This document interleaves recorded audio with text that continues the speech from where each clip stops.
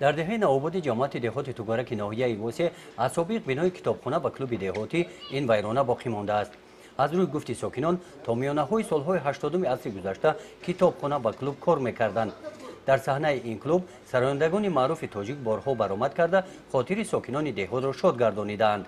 وقت شما کتابخانه کتاب گرفتگی خواندگی دوره‌های طلبگی مونده خوانده در سالهای 70 80 علاقه سالهای 85 این چیز بلندگور شده. در کلوب یعنی در کلوب کنسرت می اومد، کلوب در کنسرت اومد، کینو می اومد، ما تماشا کردگیم، اینجا چی بودگیم، استفاده بودگیم. وقتی فقط دوره‌های سوئیتی سال 85 86 دیگه اینجا یگون کینو و کنسرت یا اون چیز آمادگی نیست. بینای کتابخانه و کلوب مالکیت کلخوز حساب می‌یافت. بعد تجدید کلخوز به صاحب ماند.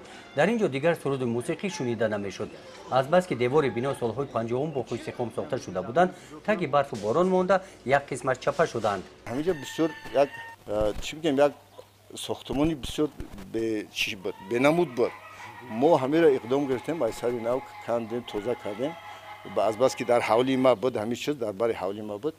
ما گرفتم اثر نو ساختمانی حوزه زمانوی کردم که سال 2016 همه را ما گرفتم خودم کردم پیش خود گرفتم کردم ما مصلحت شفایی دهنکی کرده دیگه تری اون حجت گذاری نکرده لکه برای ان کلوب جای کلوب باشه اگر جای کلوب هم چپا شدگی بود اینا چه خیلی دیدم کم ترک شما دست چپا شدگی ما انا چی داریم قراری پرولن کلخوز داریم که همه را در حساب سهم خوجگان ما گرفتیم.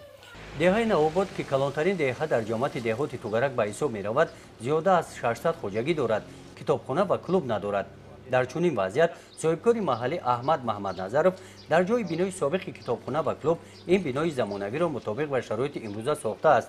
صاحبکار مقصد دارد که بعد انجام ساختمان بنا آشنایی سیم را همچون کلوب و کتابخانه به دهه تحفه نموده به شعبه فرهنگ ناحیه میسپارد. در نظر است که بعد انجام کارهای ساختمانی در دهه نوآباد کتابخانه و کلوب روز 1 سپتامبر سال 2018 بخشیده به روز دانش مورد استفاده قرار میگیرد. گزارش خواجه نظری خدای نظر ظهورов از ناحیه واسه برای برنامه اطلاعاتی نوید.